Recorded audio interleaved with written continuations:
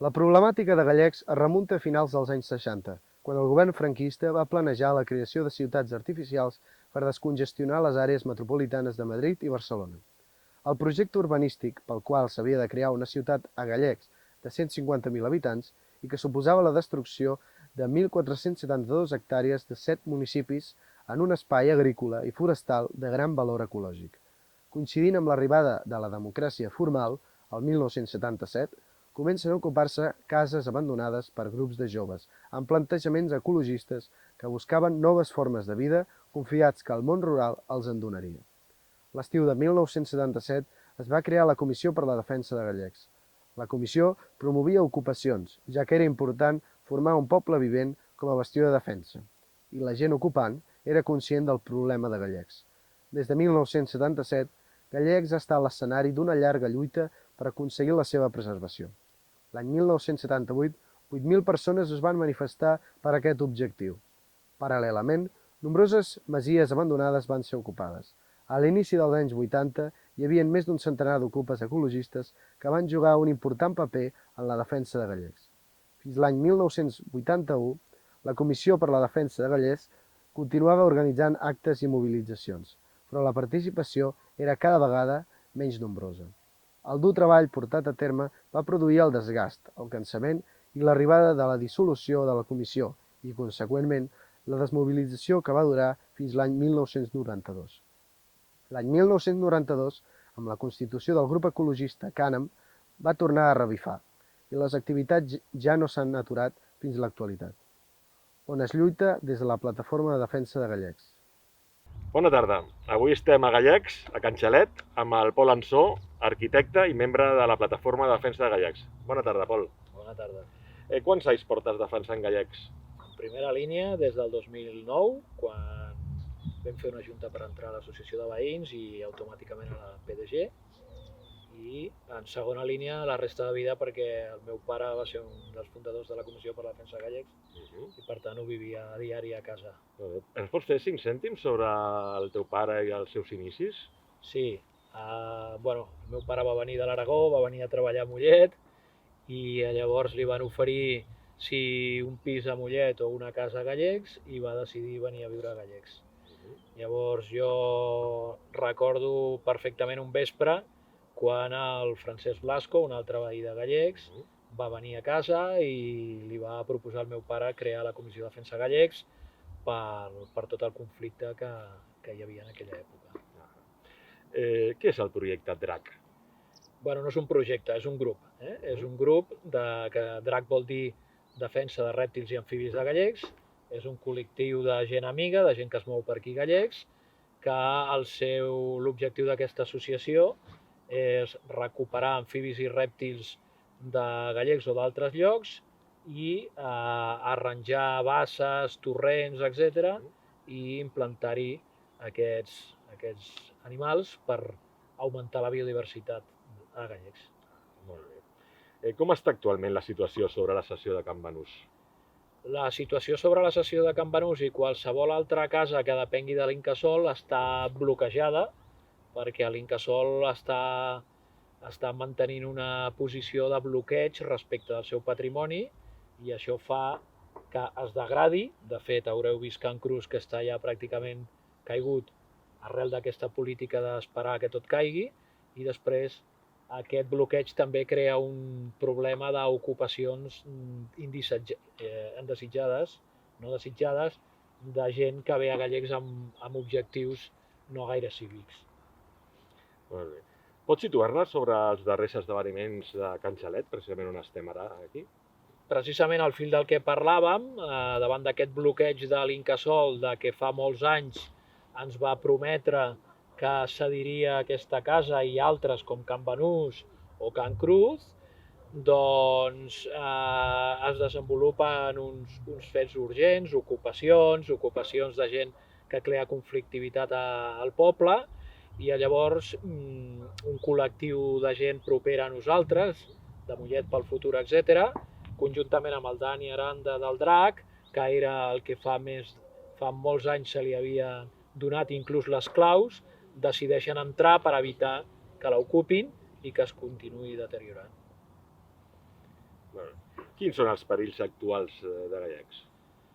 Són molts, és a dir, d'una banda són les grans infraestructures que estan a un nivell superior a el que seria el PEIN, la protecció del PEIN, i per tant, si te les enumero ràpidament, doncs tindríem el desdoblament de la C59Z, que és la variant de Palau, tindríem el desdoblament, conversió en autovia de la C155, que és la Granollers-Sabadell, tenim projectat un tren-tramvia, que ningú sap què vol dir, Sabadell-Granollers, això en quant fa les infraestructures, i després també tenim els creixements dels municipis veïns que no entenem per què continuen volent créixer, no?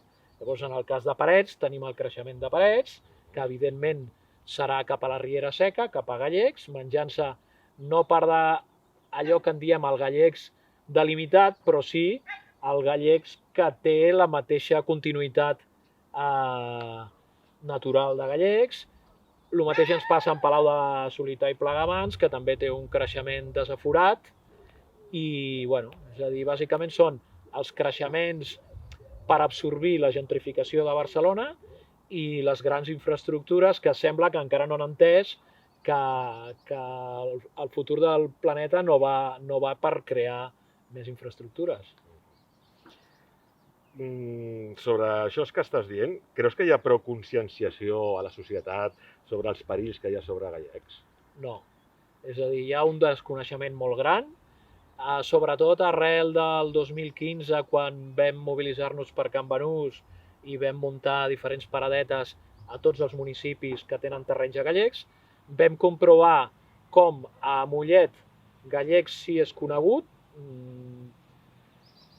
Jo ho atribueixo al fet que a Mollet sempre ha hagut un grup ecologista, inicialment la comissió, el CANEM, etc. La taula pro referèndum, és a dir, a Mollet sempre ha hagut un debat sobre Gallecs, mentre que Parets i Santa Perpètua aquest debat no hi ha sigut i per tant Gallecs és conegut com un lloc, la ruta al colesterol, un lloc on anar a passejar el dissabte i el diumenge, i llavors ja et trobes el cas dramàtic, no?, de Montcada, Palau i Lliçà de Vall, on pràcticament no saben, la majoria de gent no sap el que és Gallecs. En l'actualitat a Gallecs hi som gent que passeja, que corre, que va en bicicleta. Creus que es fa un ús sostenible? Jo crec que estem arribant al límit de la sostenibilitat. Jo crec que amb el confinament hem arribat en els caps de setmana en alguns llocs a aquest punt i això ens demostra que si no es fa una gestió sostenible arribarà un moment que Gallecs, com ja hem publicat en algun diari èpoques enrere, Gallecs arribarà a el que es diu morir d'èxit, que és que arribarà a tal densitat que, com està passant, ja hem perdut la meitat d'espècies també a Gallecs, més o menys a la mitjana catalana, i el problema és que Gallecs passi a ser un parc urbà i tota aquesta part natural, salvatge que té Gallecs, a mica vagi desapareixent. Doncs quin model creus que hauria de tenir Gallecs? Bueno, hauria de tenir un model molt més salvatge, diguem, és a dir, hauríem de treure'ns del cap que Gallecs ha de ser un parc urbà, com tenen en ment a l'Incasòl, etc. Gallecs no ha de ser un parc urbà i Gallecs ha de ser una mostra de lo que és la natura per poder explicar als nanos quin és el medi viu com a exemple real, perquè si no arribarà un moment que la gent jove, per saber el que és la terra, el substracte, haurà d'anar al Pirineu, no? Llavors, moltes vegades jo he discutit amb l'Incasòl, amb el departament, amb els ajuntaments, que ells tenen la teoria de que els espais que cal protegir són els allunyats de les zones urbanes. Jo crec que és al revés. És molt fàcil protegir Aigüestortes o protegir el Delta de l'Ebre, entre cometes, i el valor és a la perifèria perquè molta gent, l'única escapatòria que hi ha és Gallecs. És a dir, què faria la gent de Mollet o la gent de Parets sense Gallecs? És a dir, ho hem vist aquests dies, la gent a Mollet a l'estiu es mora de calor, es mora de fàstic, de soroll, de contaminació de l'aire. va a Gallecs i com a mínim camina, veu el cel, més o menys net, i clar, per això la importància de protegir molt més seriosament els espais periurbans i urbans que no els espais que ja estan al Pirineu, que molta gent allà no arribaran a mai. Correcte. Les administracions són conscients de les amenaces que planeixen sobre Gallecs. Llavors, per què prioritzen altres opcions abans que la sostenibilitat del territori o l'opinió de la ciutadania? Això és una línia mundial, diguem, i aquí molt més accentuada, que és que el medi ambient no dona vots, de moment. Llavors, el que dona vots ja sabem el que és, el treball. Perquè quin era l'argument del conseller per posar una central logística a Can Banús? 150 llocs de treball. No? Què representaran 150 llocs de treball quan tenim un 40% de la joventut parada? És a dir, de moment, i molt més a una cultura retrasada com és la catalana i l'espanyola, el medi ambient no ven. Molt bé. Creus possible un altre moviment reivindicatiu amb 8.000 persones o més com la de l'any 78?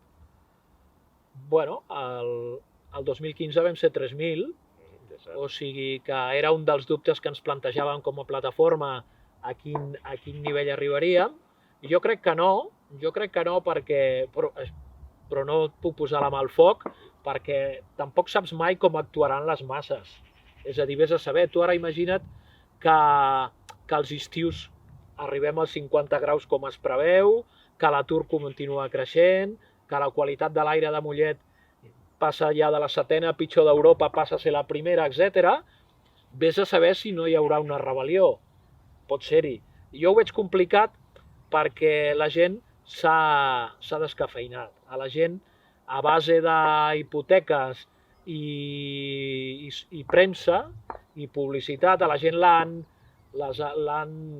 descafeinat i, per tant, quan jo parlo amb molta gent i li dic, escolta, que a Mollet volen créixer amb 10.000 habitants, volen urbanitzar el Calderí, us quedarà Gallecs i amb prou feines. A mi deixa'm estar, i jo tinc que pagar una hipoteca, l'escola em costa, és pública, però els meus nanos em costen un ou. És a dir, ho veig complicat perquè, malgrat ser un tio optimista, soc pessimista en com evoluciona el món i sobretot Catalunya i l'àrea metropolitana jo ho considero un desastre. Pot haver-hi algun dia en què Gallecs estigui fora de perill?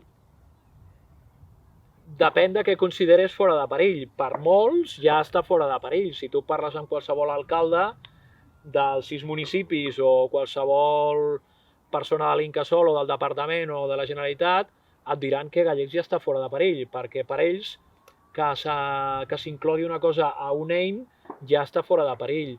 Clar, les coses no són blanques o negres i abans t'he enumerat les infraestructures i l'impacte que tenen.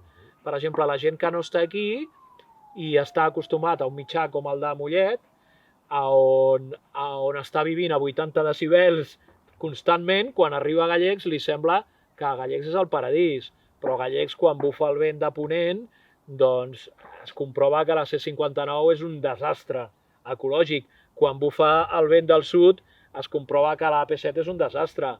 La il·luminació de la pista d'atletisme, etc., és un desastre. És a dir, Gallecs no és que estarà en perill, és que està en perill i dia a dia estem perdent biodiversitat i estem augmentant en contaminació. La gent no sap que l'aigua de Gallecs està tota contaminada. És a dir, Gallecs sembla molt natural, però quan jo veig algun nano que s'amorra a beure aigua del torrent, li dic als mestres, vigila, que l'aigua de Gallecs supera de molt els nitrats que hauria de tenir. I l'aire de Gallecs supera també els valors que hauria de tenir. O sigui que Gallecs està en perill constant, ho estarà sempre, i el que oscil·larà és lo agut que siguin els perills, no? Segurament et refereixes més a perills molt evidents i aquests cada vegada en són menys, però bueno, aquí a menys d'1 quilòmetre a l'Ajuntament de Palau continua tenint en ment a urbanitzar un sector que es diu Riera de Caldes 2. Fa 15 anys, 16 anys que es va aprovar el PDU, no han fet res, però quan tu intentes parlar amb l'Ajuntament d'Esquerres i teòricament amic de la sostenibilitat de Palau, no responen, no es posen al telèfon, perquè el que dèiem, és a dir, el que ven és que algun dia, com tenien previst, s'instal·li la BURT, creï, bueno, la Mango, aquesta setmana s'ha publicat que espera créixer, no sabem on creixerà la Mango. Pot créixer a Gallecs. Si resulta que els terrenys que ha comprat la Mango són els de Riera Caldes 2, doncs arribarà un dia, com li va passar a Lliçà d'Amunt amb la Mango, també, que comences a veure que comencen a fer obres i ja has begut oli. I una cosa que cal explicar molt bé és que l'impacte no s'acaba just en la línia en què s'acaba. És a dir, ara a Gallecs la taca verda és una, però la taca on, per exemple, si pugui passejar un àguila, és una taca molt més petita i concèntrica. I això no ho valoren. Portem anys demanant pantalles acústiques a l'AP7. Ni resposta. Portem anys demanant pantalles acústiques a la C59. És a dir, demanes coses que com a mínim baixarien una mica l'impacte, però això, ja t'ho he dit, no dona vots. I per què pagar una pantalla acústica si pots fer un Port Aventura, no? Correcte. I per acabar, pel que has estat explicant, sembla ser que els diferents ajuntaments que pertanyen a Gallecs van fent o intenten fer petites pessigades al territori, no? Com creus que es podria fer perquè la gent prengués consciència del que està perdent mica a mica?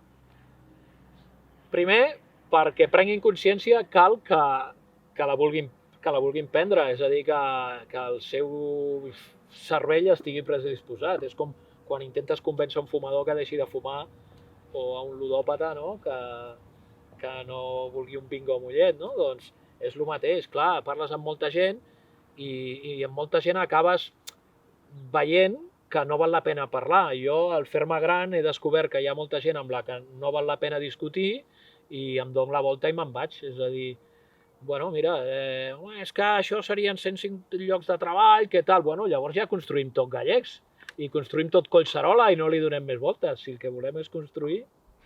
Fantàstic. Molt bé, Pol, doncs moltes gràcies per dedicar-nos a una part del teu temps. T'agraïm molt això, sí, i bé, continuem. Pel que calgui ja sabeu que aquí estarem. Fantàstic, gràcies.